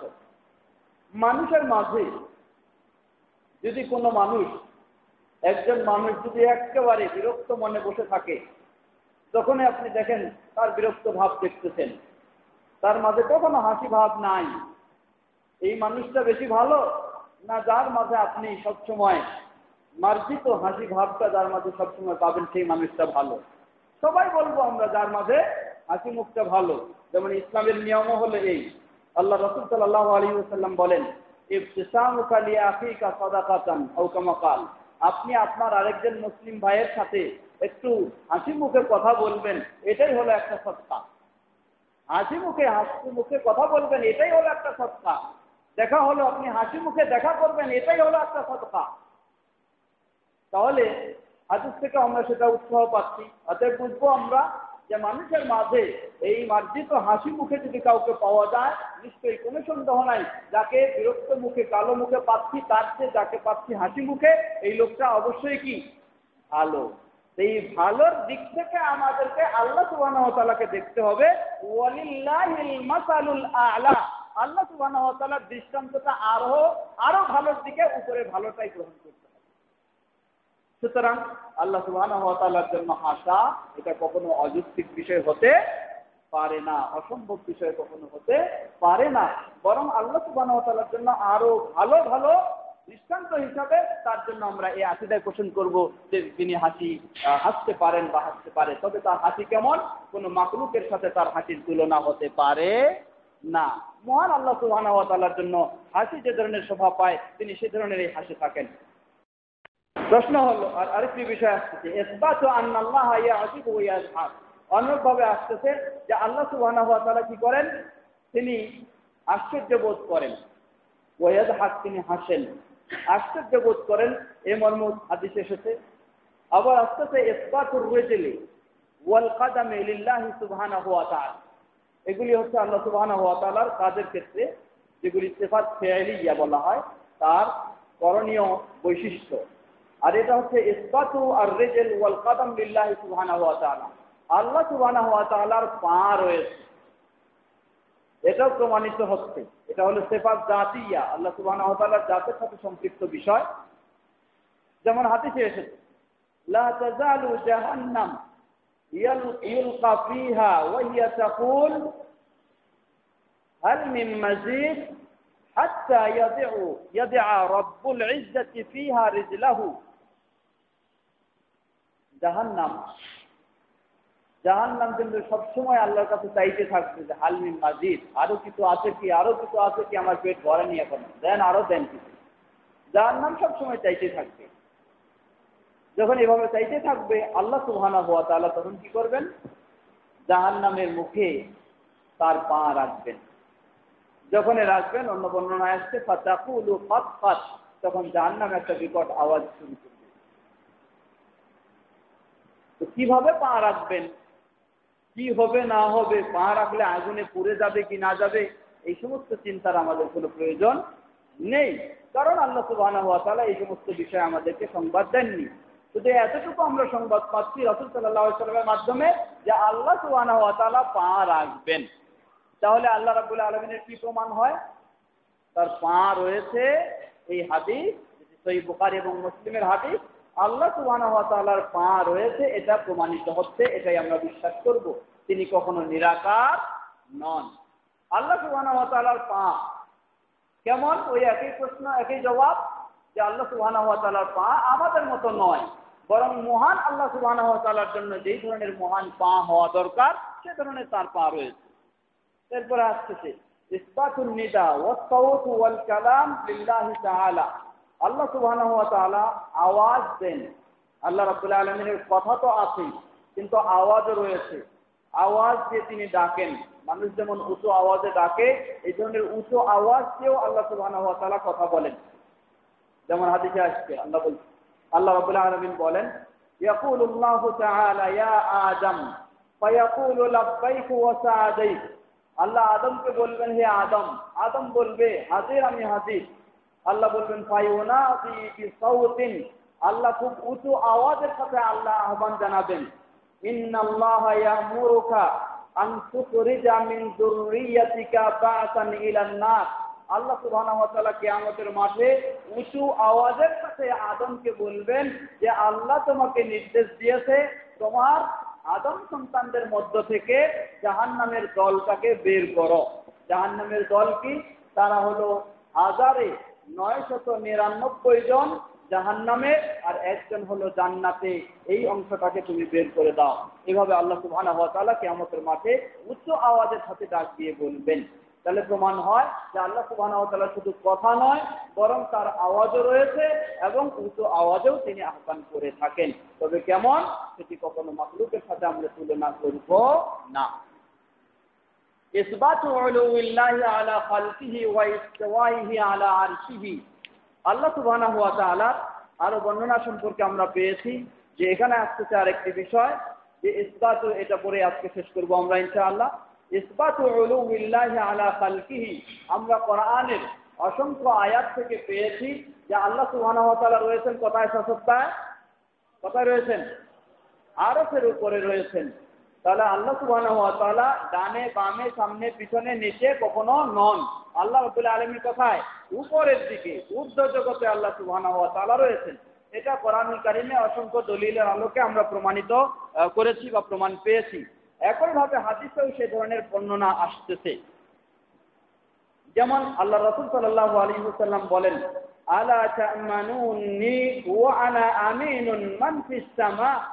তো এই হাদিসে এসেছে আল্লাহ রাসূল সাল্লাল্লাহু আলাইহি ওয়াসাল্লাম যখন মক্কাবাসীদেরকে কিছু কথা বলছিলেন, তারা রাসূল সাল্লাল্লাহু আলাইহি ওয়াসাল্লামের কথাটাকে খুব একটা গুরুত্ব দিচ্ছিল না, মেনে নিতে চাচ্ছিল না। তখন তিনি বললেন, আলা তা'মানুনি ওয়া আনা আমিনুন মান ফিস সামা। তোমরা আমাকে বিশ্বস্ত মনে করছো না, অথচ যিনি আকাশে রয়েছেন তার কাছে আমি বিশ্বস্ত। তাহলে এই হাদিসে প্রমাণ করছেন যিনি আকাশে রয়েছেন, আকাশের উপরে রয়েছেন, তার কাছে আমি বিশ্বস্ত, আর তোমরা আমাকে বিশ্বস্ত মনে করছো না। অন্যভাবে অনেক হাদিস রয়েছে, ওয়াল আরশু ফাওকা যালিকা ওয়াল্লাহু ফাওকাল আরশি ওয়া হুয়া ইয়ালামু মা আনতুম আলাইহি। হাদিসে বর্ণনা স্পষ্ট রয়েছে যে সপ্তম আসমান ইত্যাদি ইত্যাদি এর উপরে হলো আরশ, আর সেই আরশের উপরে হলেন আল্লাহ সুবহানাহু ওয়া তাআলা। ওয়া হুয়া ইয়ালামু মা আনতুম আলাইহি। তোমরা যা কিছু করছো, যা কিছু দেখতেছো, যা কিছু বলতেছো, যা কিছু শুনতেছো, সব কিছু আল্লাহ সুবহানাহু ওয়া তাআলা জানতেছেন। কোনখানে থাকা অবস্থায়? আরশের উপরে থাকা অবস্থায়। অন্যভাবে আরেকটি হাদিস নিয়ে এসেছেন, এই হাদিসটি একটু ভালো করে শুনবেন, জানা হাদিস। কাউলুহু সাল্লাল্লাহু আলাইহি ওয়াসাল্লাম লিজারিয়াতি আইনাল্লাহ ক্বালাত ফিস সামা ক্বালা মান আনা ক্বালাত আনতা রাসূলুল্লাহ ক্বালা আতিকহা ফাইন্নাহা মুমিনাতুন। রাওয়াহু মুসলিম। প্রসিদ্ধ সাহাবী মুআবিয়া ইবনুল হাকাম রাদিয়াল্লাহু তাআলা আনহু, তার উহুদের পার্শ্বে এক জায়গায় সেখানে কিছু ছাগল ভেড়া ছিল। এই ছাগল ভেড়াগুলি দেখার জন্য, পাহারা দেওয়ার জন্য সেখানে একজন রাখাল নিয়োগ করেছিলেন। আর এই রাখালটা হচ্ছে একজন মেয়ে মানুষ। একদিন, যেটি সহিহ মুসলিমের হাদিস, সাহাবী মুআবিয়া ইবনুল হাকাম রাদিয়াল্লাহু আনহু, তিনি ছাগল ভেড়াগুলির তিনি নিজে মালিক হিসাবে তিনি সরাসরি একদিন দেখতে গেছেন যে আসলে আমার ছাগল ভেড়া ঠিক আছে কিনা, আর কাজের লোক রাখালকে ঠিক মতো দেখছে কিনা একটু দেখি। তিনি দেখতে গেলেই তার উপস্থিতিতে হঠাৎ একটা বাঘ এসে একটা ছাগলকে ধরে নিয়ে চলে যায়। তো মালিক উপস্থিত, রাখাল উপস্থিত, এই অবস্থায় বাঘ একটা ছাগলকে ধরে নিয়ে চলে গেল। পাহারাদার রেখেছেন তিনি, পাহারাদার থাকা অবস্থাও যদি বাঘ ছাগলকে নিয়ে চলে যায় তাহলে পাহারাদার নিশ্চয়ই কি করে নাই, ভালো করে পাহারা দেয়নি। তিনি রেগে গেলেন, রেগে গিয়ে সেই কাজের মেয়েকে একটা থাপ্পড় মারলেন। কিন্তু থাপ্পড় মারার পর কিছুক্ষণ পরে তিনি চিন্তা করছেন যে আসলে এই থাপ্পড় মারাটা আমার কি ঠিক হয়েছে, আমি কি এটা ভালো কাজ করেছি। তিনি নিজে বিষয়টাকে ভাবছেন, ভাবলেন যে আসলে এগুলি আমার ছাগল ভেড়া, এটা হলো রাখাল, আর আমি নিজেই হলাম মালিক, এগুলির মালিক। বাঘ এসে যদি মালিককে ভয় করেনি, রাখালকে তো আরো ভয় করবে না, তাই না? যেখানে মালিক উপস্থিত তাকে কিছু মনে করেনি, আর রাখাল তো কিছুই না। তিনি বিষয়টা ভাবলেন যে সুতরাং আমি উপস্থিত রয়েছি, আমাকে বাঘ কিছু মনে করলো না, আর রাখালকে কি মনে করবে, অতএব তাকে মারাটা আমার অন্যায়, তাকে মারাটা আমি ঠিক কাজ করিনি। বিষয়টি বুঝতে পেরে সাহাবায়ে কেরামগণ দেখেন তাদের কি এই বিষয় ছিল, তারা যখনই বুঝতেন যে এই কাজটা অন্যায় হয়ে গেছে, আর কখনো নিজে ধৈর্য ধারণ করে থাকতে পারতেন না যতক্ষণ না এই অন্যায় থেকে মুক্ত হওয়া যায়। সাহাবী শয়তানের প্ররোচনায় ঘটে গেছে, অপকর্মে লিপ্ত হয়ে গেছেন, কিন্তু নিজেকে আর থামাতে পারছেন না। ছুটে এসেছেন আল্লাহ রাসূল সাল্লাল্লাহু আলাইহি ওয়াসাল্লামের কাছে, আসে বলছেন, ইয়া রাসূলুল্লাহ তাহিরনি, আমি অপবিত্র হয়ে গেছে, আমাকে পবিত্র করুন। পবিত্র করার জন্য কি প্রয়োজন রয়েছে সে ব্যবস্থা নিন। একজন মেয়ে মানুষ, তিনিও এই ধরনের ঘটে গেল তার, ইমরাতুন গামিদিয়াতুন, তার গর্ভে সন্তান চলে এসেছে অন্যায়ভাবে, কিন্তু ইসলাম গ্রহণ করেছে সে মুসলিম। আসে আল্লাহ রাসূল সাল্লাল্লাহু আলাইহি ওয়াসাল্লামের কাছে আবেদন করলেন, হে আল্লাহ রাসূল সাল্লাল্লাহু আলাইহি ওয়াসাল্লাম, আমার ভিতরে আগুন জ্বলছে, এই আগুন নিভানোর ব্যবস্থা করুন। আমি অপবিত্র হয়ে গেছি, আমাকে পবিত্র করুন। তাহিরনি। রাসূল সাল্লাল্লাহু আলাইহি ওয়াসাল্লাম দেখলেন যে মেয়ে মানুষ, যে এখন তার গর্ভে বাচ্চা রয়েছে, এই অবস্থায় তাকে এই শাস্তি দেওয়া যাবে না। বললেন, তুমি চলে যাও, তোমার যখন বাচ্চা প্রসব হবে তারপরে তুমি আসবে, কারণ তোমার শাস্তি তোমার বাচ্চার জন্য তো নয়। অতএব এই অবস্থায় তোমাকে শাস্তি দিলে তুমিও মারা যাবা, তোমার বাচ্চাও মারা যাবে, সে তো নিরপরাধ। চলে গেলেন সে মহিলা, গিয়ে আবার বাচ্চা প্রসব হয়েছে, কিন্তু আজও তিনি ভুলতে পারছেন না যে তিনি অপরাধ করেছেন। দুনিয়াতে যদি এই অপরাধ থেকে মুক্তি না পাওয়া যায়, তাহলে আখিরাতে তো এই অপরাধ থেকে মুক্তি পাওয়া আরো কঠিন। দুনিয়ার শাস্তি হতে পারে হালকা, কিন্তু আখিরাতের শাস্তি তো আরো কঠিন। সেই আখিরাতের শাস্তি ভয়ে তিনি আবার ছুটে আসলেন। কিভাবে আসলেন? হাদিসে বর্ণনা এসেছে যে তিনি নিজে আসলেন আর বাচ্চাকে সাথে নিয়ে আসলেন, বাচ্চার হাতে একটা রুটির টুকরা দিয়েছেন, বাচ্চা রুটির টুকরা নিজে খাচ্ছে। মানে রাসূল সাল্লাল্লাহু আলাইহি ওয়াসাল্লামকে দেখালেন যে বাচ্চা এখন এতটুকু তার বয়স হয়েছে, সে নিজে নিজে খেয়েও কি করতে পারবে, জীবনযাপন করতে পারবে বা বাঁচতে পারবে। তার মা যদি বেঁচে না থাকে, বাচ্চা মারা যাবে না, সে বাঁচে থাকতে পারবে। রাসূল সাল্লাল্লাহু আলাইহি ওয়াসাল্লামের কাছে আবার আসে বললেন, তাহিরনি, আমাকে পবিত্র করুন। রাসূল সাল্লাল্লাহু আলাইহি ওয়াসাল্লাম নির্দেশ দিলেন, যাও, তাকে নিয়ে যায়, তোমরা তাকে রজম করো, অর্থাৎ পাথর নিক্ষেপ করে তাকে হত্যা করো, কারণ সে বিবাহিতা মহিলা, সে অপকর্মে লিপ্ত হয়েছিল। নির্দেশ দেওয়ার পরেই সাহাবীরা তাই নির্দেশ পালন করলেন। আল্লাহ রাসূল সাল্লাল্লাহু আলাইহি ওয়াসাল্লামের নির্দেশে, শরীয়তের বিধান অনুযায়ী তাকে যখন রজম করা হলো, মারা গেলেন, রাসূল সাল্লাল্লাহু আলাইহি ওয়াসাল্লাম বললেন যে এই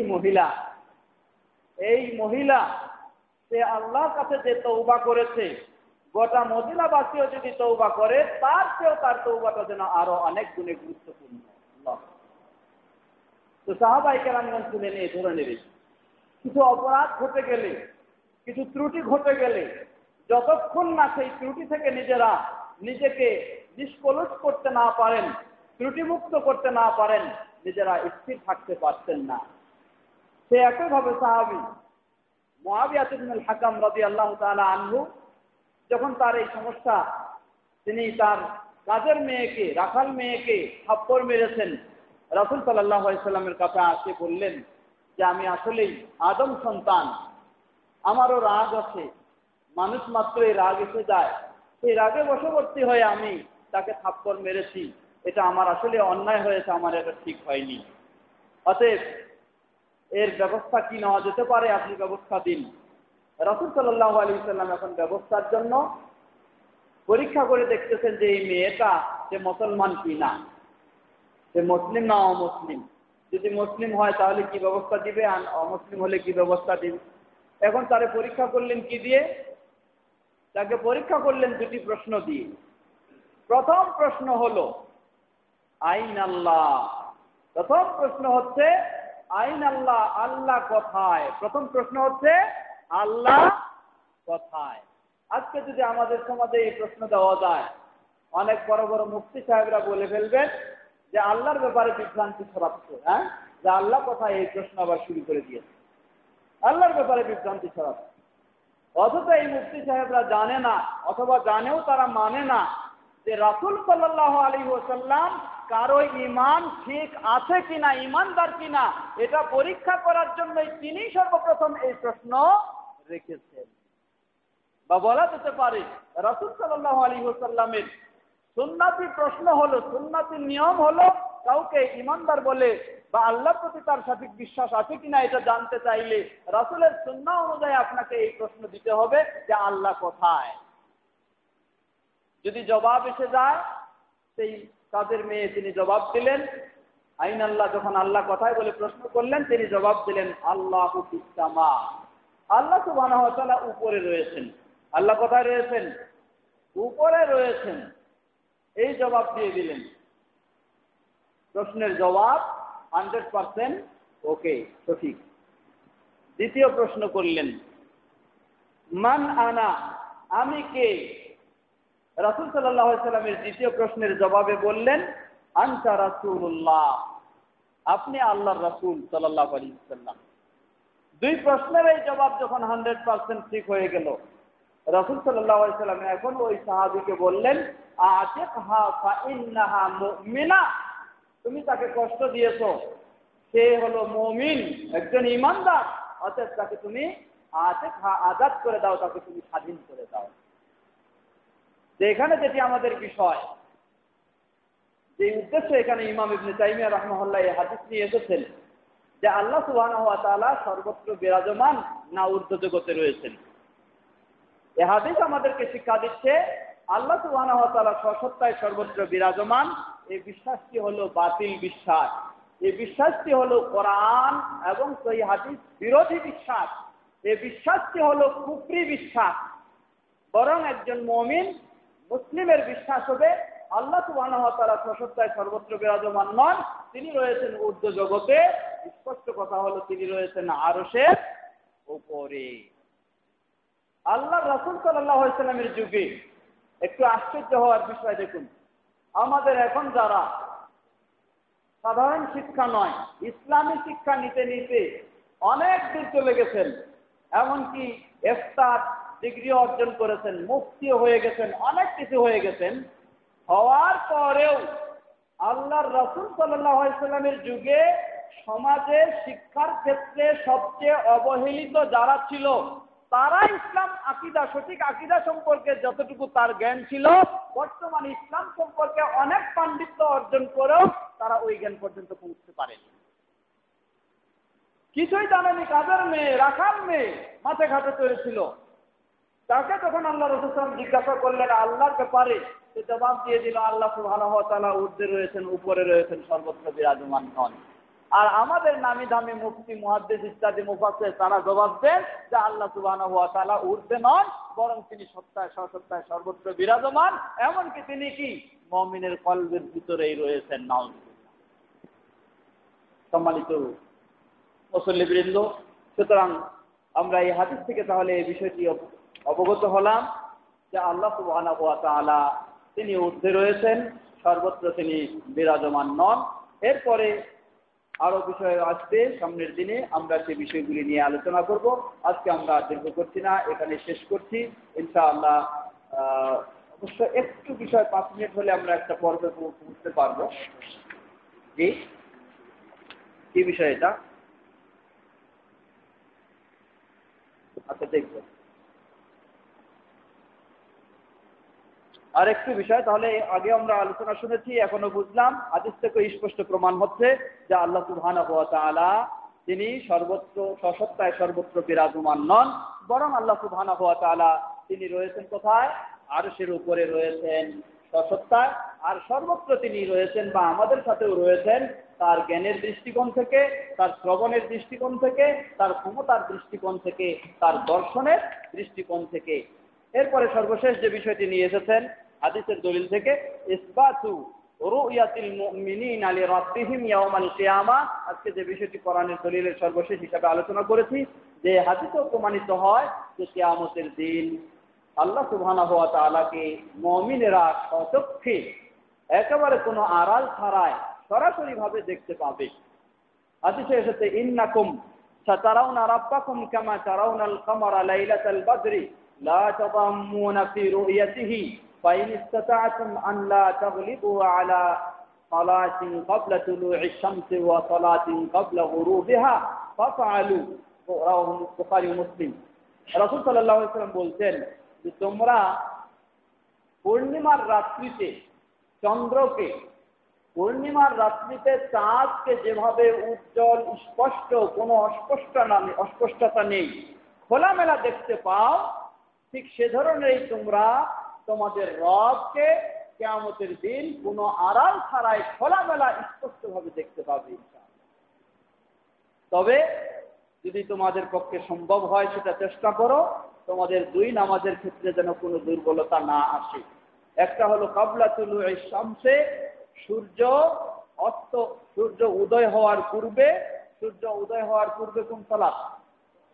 ফজর। আরেকটা হলো ক্বাবলা গুরুবিহা, সূর্য অস্ত যাওয়ার পূর্বে, এটা কোনটা? আসর। তাহলে এই দুই ওয়াক্ত ব্যাপারে তোমরা আরো সচেতন হও, তাহলে আল্লাহ সুবহানাহু ওয়া তাআলাকে তোমরা পূর্ণিমার রাত্রিতে চাঁদ যেমন দেখা যায় স্পষ্ট পরিষ্কার, সেভাবে তোমরা কিয়ামতের দিন আল্লাহ সুবহানাহু ওয়া তাআলাকে পরিষ্কার দেখতে পাবে। তাহলে আল্লাহ সুবহানাহু ওয়া তাআলাকে দেখতে পাবে মানে তিনি নিরাকার, তাই না? হ্যাঁ, দেখতে পাবে মানে অবশ্যই তার আকার থাকবে, কখনো নিরাকার হতে পারে না। যদি নিরাকার হয় তাহলে কোনো দেখার সুযোগ থাকতে পারে না। অতএব সর্বশেষ হাদিস থেকেও এই দলিল দিয়ে তিনি প্রমাণ করলেন আল্লাহ সুবহানাহু ওয়া তাআলার কোরআনে স্বয়ং নিজেই তিনি আল্লাহর যে গুণাবলীগুলি বর্ণনা দিয়েছেন, এবং রাসূল সাল্লাল্লাহু আলাইহি ওয়াসাল্লাম সেই হাদিসে আল্লাহর যে গুণাবলীগুলি বর্ণনা দিয়েছেন, আমরা সবগুলিকে কোনো রকমের অপব্যাখ্যা ছাড়া, কোনো রকমের বিকৃতি ছাড়া, কোনো রকমের অস্বীকৃতি ছাড়া, কোনো রকমের মাখলুকের সাথে সাদৃশ্য তুলনা করা ছাড়া সেগুলিকে হুবহু মহান আল্লাহ সুবহানাহু ওয়া তাআলার জন্য যে ধরনের শোভা পায় সেভাবে আমরা বিশ্বাস করব। আল্লাহ সুবহানাহু ওয়া তাআলা আমাদেরকে কোরআন ও সহিহ সুন্নাহর আলোকে সঠিক আকীদা গ্রহণ করার সকলকে তৌফিক দান করুন। আল্লাহুম্মা আমিন।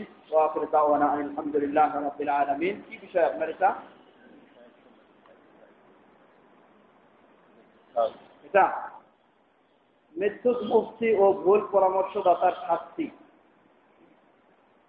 হযরত আবু হুরায়রা রাদিয়াল্লাহু আনহু হতে বর্ণিত, তিনি বলেন রাসূল সাল্লাল্লাহু আলাইহি ওয়াসাল্লাম বলেছেন, বিনা জ্ঞানে যে ফতোয়া দেওয়া হয় ওই ভুল ফতোয়ার পাপ তার ঘাড়ে পড়বে যে ফতোয়া দিবে। আর যে ব্যক্তি তার কোনো ভাইকে এমন ব্যাপারে ইঙ্গিত দিল যে সে জানে সঠিক ব্যাপারটি অন্যত্র আছে, তাহলে সে আমানতের খেয়ানত করল।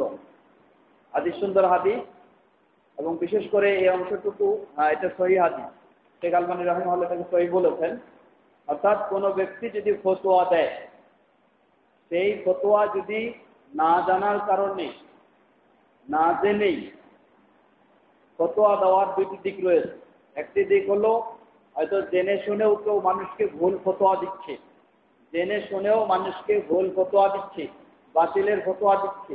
তাহলে এই ফতোয়া শুনে, এই ফতোয়া পেয়ে যত মানুষ এই ভুল ও বাতিলের দিকে অগ্রসর হবে বা কাজ করবে, সকলের গুনাহগুলি, তারা তো গুনাহগার হবে, অবশ্যই হবে, এবং সমপরিমাণ গুনাহ সেই মুফতি সাহেব এগুলি তার ঘাড়ে সমপরিমাণ গুনাহ যাবে।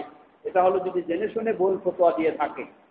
দ্বিতীয় বিষয়, কোনো মুফতি ফতোয়া দিয়েছেন, কিন্তু সেটা জেনে শুনে নয়, তার সাধ্যপক্ষে কোরআন হাদিসের চর্চা করে তিনি সঠিক উদ্ঘাটন করার চেষ্টা করেছেন, এরপরেও যদি ভুল হয়ে যায় তাহলে এক্ষেত্রে তিনি গুনাহগার হবেন না। কারণ সাধ্যপক্ষে সঠিকভাবে সঠিক তথ্য উদ্ঘাটনের জন্য তিনি যদি চেষ্টা করে থাকেন, এরপরেও যদি ভুল হয়ে যায় তাহলে তিনি গুনাহগার হবেন না। কারণ হাদিসে এসেছে, আল্লাহ রাসূল সাল্লাল্লাহু আলাইহি ওয়াসাল্লাম বলেন, ইযা ইজতাহাদাল হাকিমু ওয়া আসাবা ফালাহু আজরান ওয়া ইজতাহাদা ওয়া লাম ইউসিব ফালাহু আজরুন। যদি কোনো বিজ্ঞ ব্যক্তি, কোনো হাকিম, কোনো বিচারক বা কোনো আলেম কোনো বিষয়ে তিনি গবেষণা করেন, ভালোভাবে গবেষণা করে তিনি সঠিক পন্থায় যদি সঠিক পর্যায়ে যদি পৌঁছতে পারেন তাহলে তার দুটি সওয়াব রয়েছে। একটা হলো সঠিকে পৌঁছার কারণে সওয়াব, আরেকটা হলো তিনি এই বিষয়ে অনেক চেষ্টা গবেষণা করেছেন এজন্য। আর যদি তিনি চেষ্টা গবেষণা করার পরেও সঠিক সিদ্ধান্তে পৌঁছতে নাও পেরে থাকেন, ভুলে পৌঁছে গেছেন, তাহলেও তিনি একটা সওয়াব পাবেন। কিসের জন্য? যেহেতু তিনি আন্তরিকভাবে আল্লাহকে ভয় করে সঠিকভাবে তিনি চেষ্টা করেছেন, এজন্য তিনি সওয়াব পাবেন। এবং সেই ক্ষেত্রে ভুলের জন্য মুফতি সাহেব গুনাহগার হবেন না। আর যদি এই ধরনের চেষ্টা না করে সমাজে চলছে তাই ফতোয়া দিয়েছে, মাযহাবে আছে তাই ফতোয়া দিয়েছে, তরিকায় আছে তাই ফতোয়া দিয়েছে, পীর সাহেব বলেছেন তাই ফতোয়া দিয়েছে, অথচ তিনি বুঝতেছেন যে এটা জায়েজ নয়, এরপরে যদি ফতোয়া দিয়ে থাকে এভাবে, তাহলে অবশ্যই সেই ফতোয়া অনুযায়ী যারা এই কাজ করবে তাদের গুনাহগুলি তিনি অবশ্যই বহন করবেন। আল্লাহু তাআলা আ'লাম। আল্লাহ আমাদেরকে এই ধরনের সেই জালিয়াতি বা এই ধরনের বিভ্রান্তিকর ফতোয়া বা ইত্যাদি থেকে বেঁচে থাকার তৌফিক দান করুন।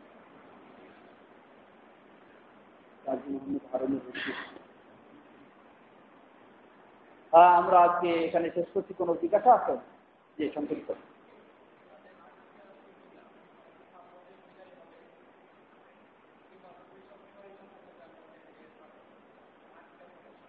আমাদের ভাই প্রশ্ন করেছেন যে বিন্দু পরিমাণও ঈমান থাকলে সুপারিশের মাধ্যমে, রাসূল সাল্লাল্লাহু আলাইহি ওয়াসাল্লামের শাফাআতের মাধ্যমে জাহান্নাম থেকে বের হয়ে জান্নাতে যাওয়ার সুযোগ হবে ইনশাআল্লাহ। এখন প্রশ্ন করেছেন যাদের আকীদা সঠিক নেই তারা এর মধ্যে অন্তর্ভুক্ত হবেন কি না। জবাব, আকীদা সঠিকের কতগুলি দিক রয়েছে, আকীদা ভুল ভ্রান্তির কতগুলি দিক রয়েছে, কতগুলি ছোট বিষয়, কতগুলি বড় বিষয়। যেই ছোট বিষয়গুলির কারণে তিনি ভুলের মধ্যে রয়েছেন বলে গণ্য হবে, কিন্তু তার ঈমান বাতিল হয়ে গেছে বলে গণ্য হবে না। এই ধরনের যদি হয়ে থাকে তাহলে তার জন্য ভালো আশা করা যায়।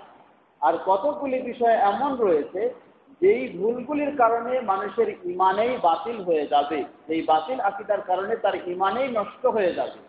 যদি এই ধরনের আকীদা থাকে তাহলে তার ঈমানেই নষ্ট হয়ে যাবে, সুতরাং তার কোনো শাফাআত পাওয়ার সুযোগ থাকবে না। বিশেষ করে শিরকে আকবার, বড় শিরকে যদি কেউ লিপ্ত হয়ে থাকে, এরপরে যদি সে কোনো তওবা না করে, তাহলে দুনিয়াতে সে যতই ঈমানদারি বা আমানতদারি বা ঈমানদারি দেখাক না কেন, ওই বড় শিরকে লিপ্ত হয়ে যদি সে মারা যায় বুঝে সুঝেও, তাহলে তার কোনো শাফাআতের আশা করা যায় না, তার মধ্যে কোনো ঈমানই নেই, সে চিরস্থায়ী জাহান্নামী। আল্লাহু তাআলা আ'লাম। জি,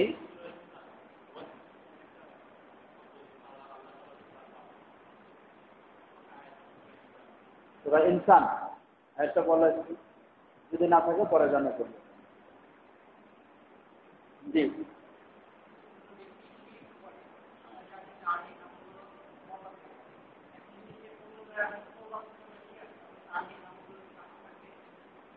আমাদের ভাই প্রশ্ন করেছেন কোন ব্যক্তি যদি বড় ধরনের শিরকে লিপ্ত হয় তাহলে কোরআন এবং সুন্নাহর আলোকে বোঝা যায় কেউ শিরকে আকবারে লিপ্ত হওয়ার কারণে তার অতীতের আমলগুলি বাতিল হয়ে যাবে। তবে এরপরে যদি আবার সেই ব্যক্তি জানাশোনার কারণে সঠিক পথে পথ পাওয়ার কারণে সে তওবা করে যদি সঠিক পথে ফিরে আসে, তাহলে সে তার পূর্বের আমলগুলির সওয়াব পাবে কিনা। জবাব, এই মর্মে যেটি বর্ণনা পাওয়া যায়, যদি কোনো ব্যক্তি এই ধরনের অপরাধ করে শিরকে আকবারে লিপ্ত হয় তাহলে কোনো সন্দেহ নেই তার অতীতের সব আমল ভালো সব ভালোগুলি বাতিল হয়ে যাবে। আবার যদি সে তওবা করে সঠিক পথে ফিরে আসে তাহলে ইনশাআল্লাহ সে পূর্বের ভালো আমলগুলির সওয়াব পাবে। এই মর্মে বর্ণনা রয়েছে। এটা পরে শুনবো, আরো পরে শুনবো। তাহলে আজকে আমরা এখানেই শেষ করতে চাচ্ছি।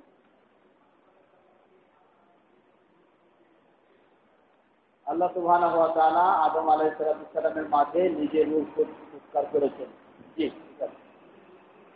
না, নিজের রূহ থেকে নয়।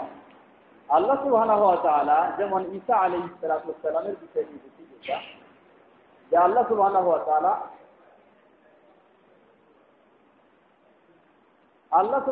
তাআলা তার রূহ থেকে যে ঈসা আলাইহিস সালামের মাঝে রূহ দিয়েছেন, এর অর্থ কি? এর অর্থ হলো আল্লাহ সুবহানাহু ওয়া তাআলার সৃষ্টিকৃত রূহগুলি থেকে আল্লাহ সুবহানাহু ওয়া তাআলা ঈসা আলাইহিস সালামের মাঝে রূহ দিয়েছেন।